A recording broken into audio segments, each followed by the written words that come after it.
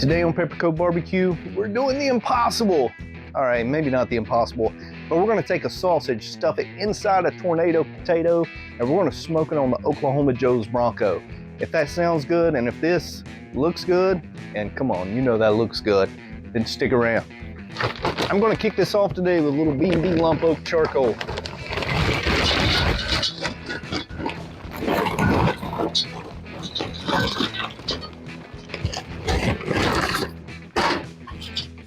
I'm not even going to fill in my charcoal basket. I'm expecting this isn't going to take over an hour and a half, 2 hours max.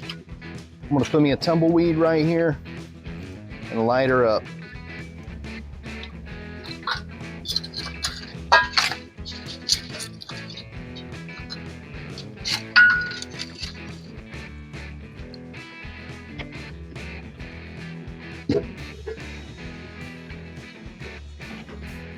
Let's throw in a couple of pieces of cherry for flavor.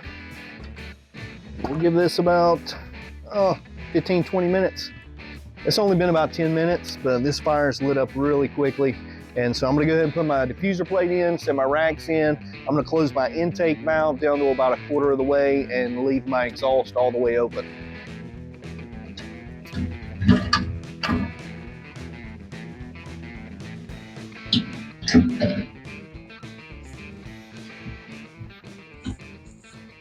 I have 3 baking potatoes and 3 sausages. Now the trick is, how do we get the sausage inside the potato? This is what's going to make everybody say, wow, how'd you do that? Just like the Egyptians built the pyramid, you're going to be able to put a sausage inside a potato. So you need this nifty little tool. I got this one at Walmart, and I'm going to tell you, if you're going to do this, you might want to spend a few extra dollars. This one was like $4.50, $4.99 at Walmart. It's plastic. You can get these on Amazon or somewhere else that are metal. Probably a little better than this one. It's kind of flimsy. I did sacrifice 1 potato already trying this to make sure it was going to work. But this is a pineapple corer slash slicer slash peeler. So we're going to use this on our potatoes. Basically, you just take the potato, set these to the side, and you want to get directly in the center of this potato. We want to go directly down the middle of this potato. And I found that it's easier to keep good pressure here on the top and just turn the potato with your other hand. That seemed to be easier than it is to turn the actual peeler. So this takes a few minutes, takes some time. You know, those pyramids wasn't built overnight. You're not going to do this quickly, but you just keep working it down in there. You can see how much pressure you have to put on this tool to get it to cut through the potato, and that's why I said it would probably be better if you got the metal one. This plastic one, I was constantly afraid that it was going to break. Once you're done, this end pops off.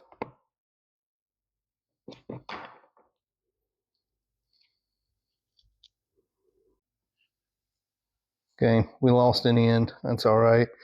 And then you can push out this core. Once you get a potato cut, then you run into the next issue. This core is an absolute pain to get out of here. Finally, I just took a butter knife and used the dull end of it and was able to push it out like that. The payoff are these beautiful spirals. Just want to be careful and work these sausages all the way through the potatoes. It'd probably be easier if that sausage was frozen when you did this. Takes time. Once you got that sausage in, all we got to do now is put a little olive oil on them, and I'm going to throw a little sea salt and pepper on mine. You want to be careful. I'm going to use a brush because I don't want to break those spirals. Also, one of these, I did break the skin on that sausage when I was trying to get it pushed through the potato. So again, probably easier to do when it's frozen. Let's get a little sea salt and pepper. Look at those sausages playing peekaboo in those potatoes. You know this is going to be good. Let's get these little piggies over here on the smoker. We're setting at 225 degrees, and I probably will let this raise a little bit. I'll come back and check them in about an hour, but I may bump the temperature up because I don't want this to take any longer than 2 hours. This one here, the potato broke a little bit on it, so let me fix that back. And I got too close to the edge there. All right, we'll check on them later. I checked on these about an hour in. I did rotate them and I bumped the temperature up a little bit. We were running around 225. And now, according to the thermometer here on our Oklahoma Joe's Bronco, we are setting almost 300. So I know we're probably somewhere around 270, 280. But let's see what we got. Oh, look at that. Ooh, that is pretty. I'm gonna get these pulled off so we can eat. Our smoked sausage inside of this tornado potato turned out absolutely amazing. Smells great. I can't wait to give it a try. Now there's a couple of different ways that you can serve this. You can slice these. You can lay them on a plate like a little hors d'oeuvre or an appetizer, and they'll go a lot further. You will have to be careful when going through the middle of that potato. You can see these were right on the edge, and so you run the risk of them breaking. Or you can do my favorite, and that's just going to be to put them on a stick. I mean, who doesn't like meat on a stick, right? Put a potato around it. Now, I didn't put this skewer in there before I cooked the sausages, because if we put the skewer in there before we cook the sausages, then all of that good piggy juice is just going to run out. So we want to put them in there last.